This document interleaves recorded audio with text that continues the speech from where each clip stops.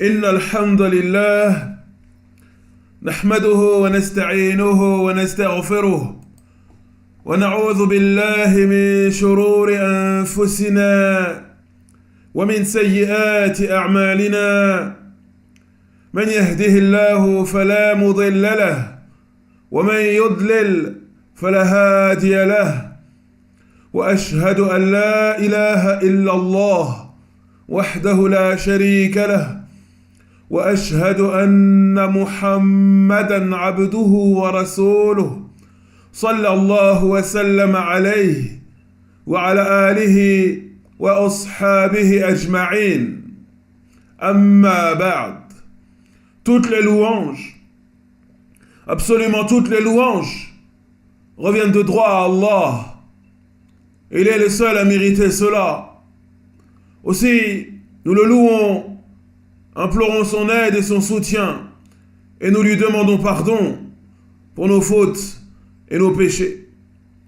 Et nous cherchons protection auprès de lui contre le mal contenu dans nos cœurs et contre nos mauvaises actions, de même que leurs conséquences.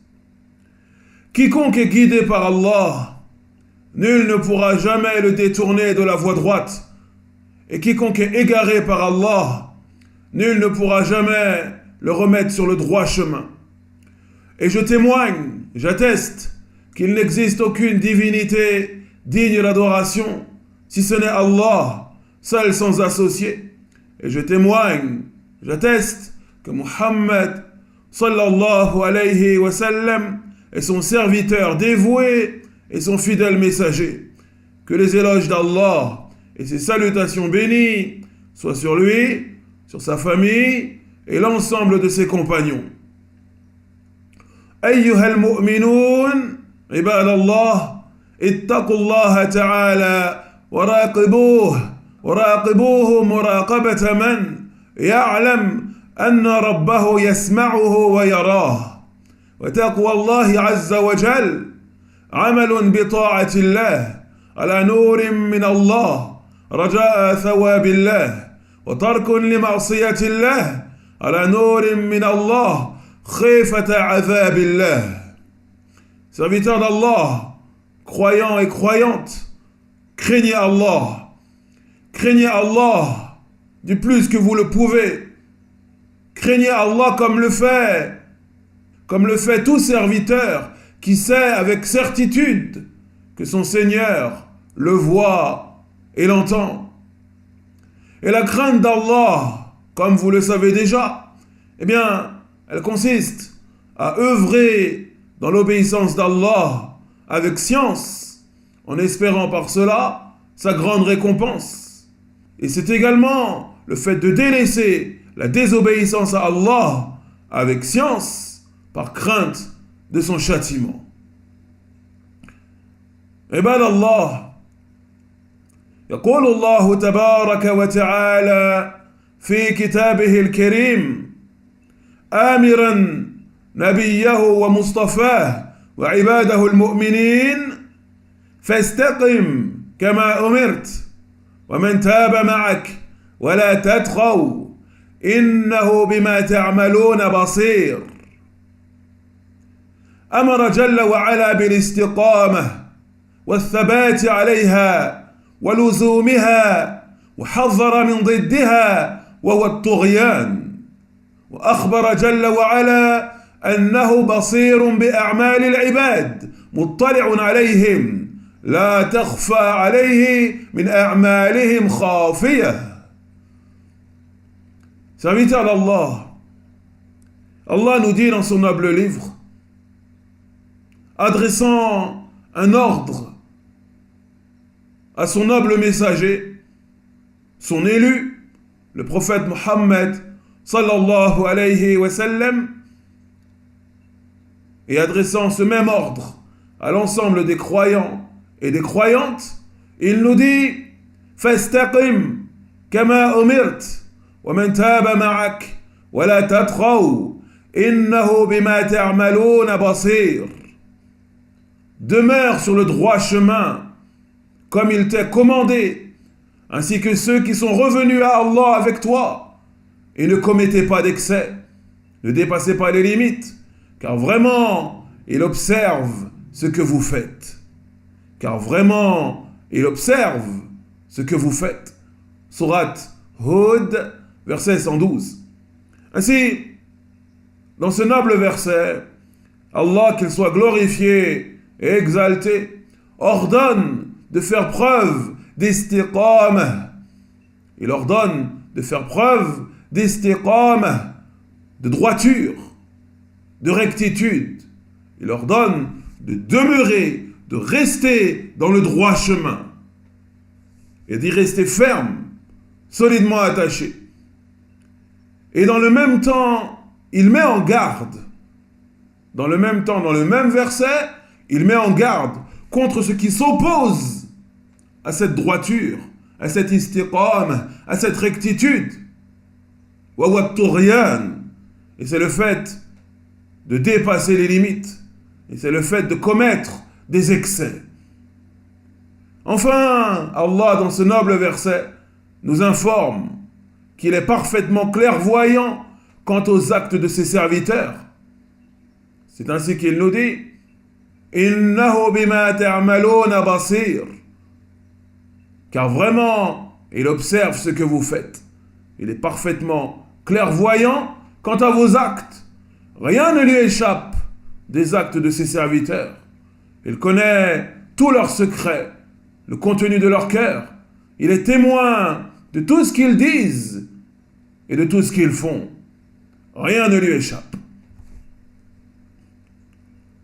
أيها المؤمنون عباد الله والاستقامة المأمور بها هي كلمة آخذة بجميع الدين وجوامع الشريعة كلها لزوما لطاعة الله جل وعلا ووفاء معه بالعهد وامتثالا لأوامره واجتنابا لنواهيه سعيا حثيثا في طلب مرضاته جل في علاه وهي أيها المؤمنون تتعلق بالأقوال والأفعال والأحوال والنيات وذلك بوقوعها لله وبالله وعلى أمر الله تبارك وتعالى. Serviteurs d'Allah, croyants et croyantes, cette droiture, cette istiqama qui nous est ordonnée dans ce noble verset, eh bien, c'est un terme général qui englobe la religion tout entière. Al-istiqama, la rectitude, la droiture, le fait de demeurer sur le droit chemin, tout ceci, c'est général. Tout ceci englobe la religion dans son ensemble, tous les ordres et les commandements et toutes les interdictions. Tous les ordres et les commandements et toutes les interdictions. Allah nous ordonne de demeurer sur le droit chemin, de faire preuve de droiture, de faire preuve de rectitude. Il nous ordonne d'obéir à ses ordres, d'avoir un engagement avec lui que nous respectons. Il nous ordonne d'obéir à ses commandements et de s'écarter et de nous écarter de tout ce qu'il a interdit et d'accourir sans arrêt et sans relâche vers lui et d'accourir sans arrêt et sans relâche vers lui en recherchant par cela sa satisfaction, en recherchant par cela sa satisfaction. Et cette istiqama, cette droiture, cette rectitude, eh bien, elle concerne nos paroles, nos actes, les situations dans lesquelles nous nous retrouvons et nos intentions. En d'autres termes, cette droiture, cette istiqama, eh bien, elle se doit d'être pour Allah, par Allah et selon l'ordre d'Allah. الاستقامة لابد أن تكون لله وبالله وعلى أمر الله. Elle se doit d'être pour Allah, lillah, par Allah, billah, wa ala amrillah, et selon l'ordre d'Allah. Et c'est ce que nous allons voir, Inch'Allah ta'ala. فهذه ثلاثة أمور عظام لا بد منها في الاستقامة. الأول أن تكون لله تبارك وتعالى، أي خالصة لا يبتغي بها إلا وجه الله سبحانه وتعالى ونيل رضاه، كما قال الله تعالى: وما أمروا إلا ليعبدوا الله مخلصين له الدين. وكما قال الله تعالى أيضا: ألا لله الدين الخالص. Ainsi, cette droiture, cette rectitude, le fait de demeurer sur le droit chemin, tout ceci se doit d'être réalisé seulement et uniquement pour Allah seul. Et c'est la première des trois notions qu'on se doit de connaître au sujet de l'istiqama. An takuna lillah, qu'elle soit pour Allah. En d'autres termes, tous tes actes d'adoration, tous les péchés dont tu t'écartes et dont tu te repens, toutes les obéissances qu'Allah a ordonnées et que tu mets en pratique, tout ceci, tu te dois de l'effectuer seulement et uniquement pour Allah, en recherchant par cela, en recherchant par ton acte, seulement et uniquement le noble visage d'Allah, subhanahu wa ta'ala, et l'obtention de sa satisfaction. Et l'obtention de sa satisfaction, comme lui-même nous dit dans son noble livre: وَمَا أُمِرُوا إِلَّا لِيَعْبُدُوا اللَّهَ مُخْلِصِينَ لَهُ الدِّينَ. Et il ne leur fut seulement ordonné que d'adorer Allah en lui vouant un culte pur. Surat al-Bayyinah, verset 5. Et Allah nous dit également dans son noble livre: Ala lillahi ad-dinul khalis. N'est-ce point à Allah qu'appartient la religion pure? Surat az-Zumar, verset 3. Et la religion pure, ce sont ces actes d'adoration qui ne contiennent ni shirk akbar, ni shirk asghar. Ce sont ces actes d'adoration qui sont effectués seulement et uniquement pour Allah, préservés et purifiés de toute trace de polythéisme, que ce soit le grand polythéisme ou le polythéisme mineur, comme le fait d'œuvrer pour obtenir la satisfaction d'un tel ou d'un tel. Voici concernant la première des notions, cette droiture, cette rectitude, le fait de demeurer sur le droit chemin, eh bien tout ceci se doit d'être effectué, se doit d'être mis en pratique seulement et uniquement pour Allah subhanahu wa ta'ala. الأمر الثاني أن تكون بالله، أي أن يستعين بالله على تحقيقها، فإنه لا حصول للاستقامة ولا ثبات عليها إلا بالله تبارك وتعالى، فهو المعين وحده والهادي إلى سواء السبيل.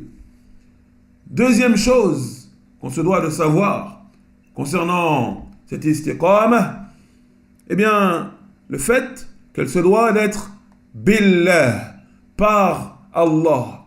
En d'autres termes, ceci veut dire que ce frère ou cette sœur qui s'efforce de demeurer sur le droit chemin, ce frère ou cette sœur qui s'efforce de rester dans la droiture, dans la rectitude, eh bien, il se doit de rechercher l'aide et le soutien d'Allah en cela, dans ses efforts, dans son cheminement, dans ses actes d'adoration, dans son écartement des péchés. Eh bien, il se doit de rechercher l'aide et le soutien d'Allah pour la réalisation de tout cela. Car en vérité, nul ne peut être guidé sur le droit chemin, ni y rester.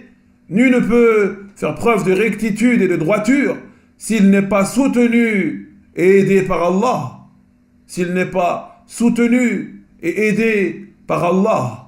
Ainsi, le serviteur se doit de rechercher, d'implorer l'aide et le soutien de son Seigneur le Très-Haut, car c'est lui qui facilite toutes choses et c'est lui qui guide sur la voie droite. والأمر الثالث يا عباد الله أن تكون على أمر الله أي على النهج الذي أمر به والشرع الذي دعا إليه والذي بلغه رسوله ومصطفاه صلوات الله وسلامه عليه فالاستقامة لا تكون إلا على الأمر لا بالأهواء والبدع والآراء والتخرصات. Troisième notion qu'on se doit de savoir est que cette droiture, cette istiqama, eh bien, elle se doit d'être ala amrillah, en fonction de l'ordre d'Allah, concordante, conforme au commandement d'Allah. C'est-à-dire que tu te dois de cheminer sur la voie droite, la voie qu'Allah a voulu pour nous. Et tu te dois de cheminer sur cette voie telle qu'Allah l'a voulu, en étant scrupuleusement et minutieusement conforme et fidèle à sa législation et à ce que nous a transmis son élu, le noble prophète Mohammed sallallahu alayhi wa sallam. Cette droiture, cette rectitude, le fait de demeurer sur le droit chemin, eh bien, tout ceci se doit de découler des ordres d'Allah. Tout ceci se doit d'être en concordance, fidèle et conforme aux ordres d'Allah, et non selon les pensées et les envies et les opinions d'un tel ou d'un tel, et non en fonction des innovations, des hérésies, ou ce genre de choses. Tu te dois de cheminer sur la voie droite, na'am, mais tu te dois d'y cheminer comme Allah a voulu que tu y chemines. Et ceci nous éclaire sur l'aspect nul et totalement non avenu et totalement faux du concept d'islam de France. Ceci nous éclaire sur le côté caduc, stupide et totalement nul et non avenu du concept d'islam de France. Car par définition, le musulman et la musulmane, le croyant et la croyante, se doivent de cheminer sur le droit chemin, ils se doivent de demeurer sur le droit chemin, comme ceci leur a été ordonné par Allah. En d'autres termes, sans rien rajouter, ni rien enlever. Sans rien rajouter, ni rien enlever. أيها المؤمنون عباد الله ومن وفق للاستقامة وأعين على لزومها ويسرت له الأعمال وذللت له الطاعات فلا يركن إلى شيء منها ولا يعجب بشيء من عمله مهما كثر وتعدد وتنوع.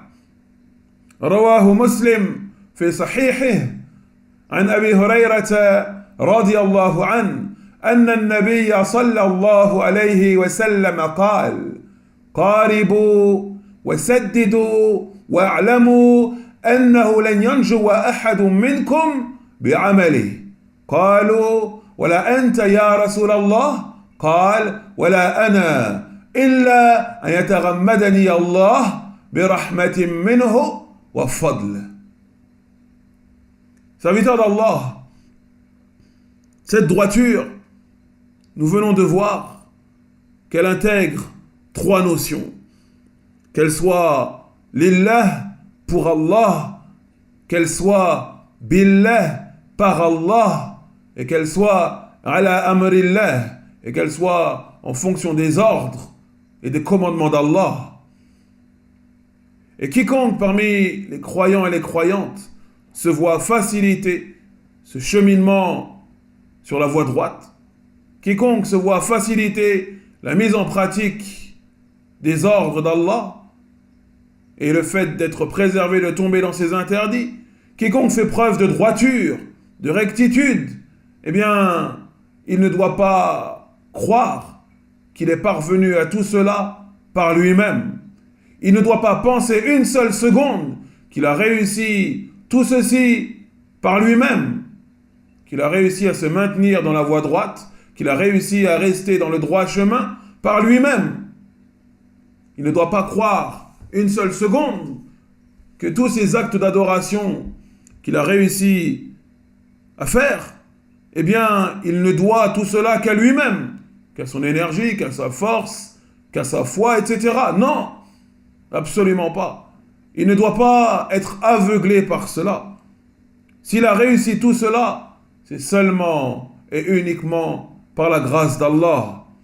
Quelles que soient ses actions, quelles que soient ses œuvres pieuses, quel que soit leur nombre et leur variété, s'il a réussi à les faire, c'est parce qu'Allah l'a soutenu.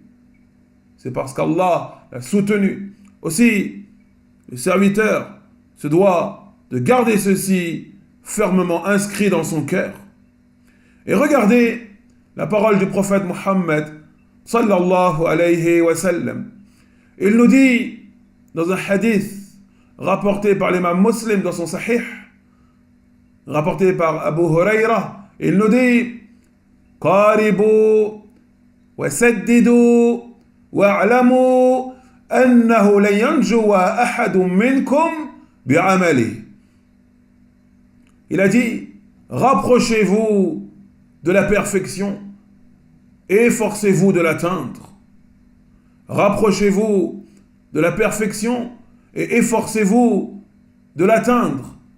Et sachez qu'aucun parmi vous ne sera sauvé par sa seule œuvre. Et sachez qu'aucun parmi vous ne sera sauvé par sa seule œuvre, par ses seules actions.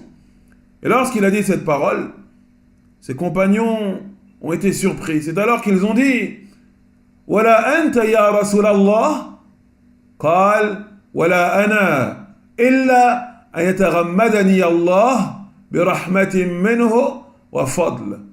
Même pas toi, ô messager d'Allah, même pas toi, tu ne peux être sauvé par tes seules œuvres, ô messager d'Allah. Il leur a répondu, même pas moi, sauf si Allah me couvre de sa miséricorde et de son bienfait. En d'autres termes, je serai sauvé seulement et uniquement si Allah me couvre de sa miséricorde et de son bienfait. أيها المؤمنون عباد الله الأعمال نفسها والاستقامة عليها منحة إلهية وهبة ربانية وعطية من المولى جل في علاه والفضل بيده يؤتيه من يشاء والله ذو الفضل العظيم. Serviteur d'Allah, les œuvres pieuses que tu mets, que tu pratiques, les bonnes actions que tu mets en pratique, tout ceci, ta droiture, ta rectitude, ton istiqama, tout ceci, eh bien, c'est un don d'Allah, un bienfait d'Allah, une gratification d'Allah, un cadeau d'Allah à ton égard. C'est Allah qui t'a accordé tout cela, car il est bienfaisant, et il est généreux, et il est miséricordieux. Et la grâce tout entière est entre ses mains. Et la grâce tout entière est entre ses mains, et il l'accorde à qui il veut. À chaque fois, serviteur d'Allah, homme ou femme, que tu réalises une œuvre pieuse, que tu arrives à te lever dans la nuit pour prier, que tu multiplies les jours de jeûne, que tu donnes une aumône, que tu fais preuve de tawakkul, etc. À chaque fois que tu parviens à effectuer une œuvre pieuse, sache que c'est seulement et uniquement parce qu'Allah t'a couvert de sa grâce et qu'il t'a accordé ce don, cette gratification. فلا يركن عبد إلى أعماله ولا يعجب بطاعاته مهما كثرت وتعددت، بل عليه أن يرى نفسه دائما وأبدا رؤية المقصر، رؤية المفرط، ليكون دوما محاسبا لنفسه على تفريطها وتقصيرها، وليكون دوما مستعينا بالله تبارك وتعالى على المزيد من الطاعات والاستكثار من العبادات.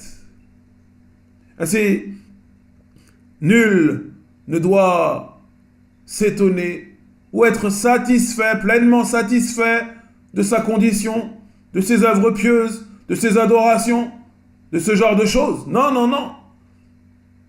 Nul ne doit penser qu'il a réussi tout cela grâce à lui-même, par son énergie, sa force, son intelligence, sa compréhension, etc. Non.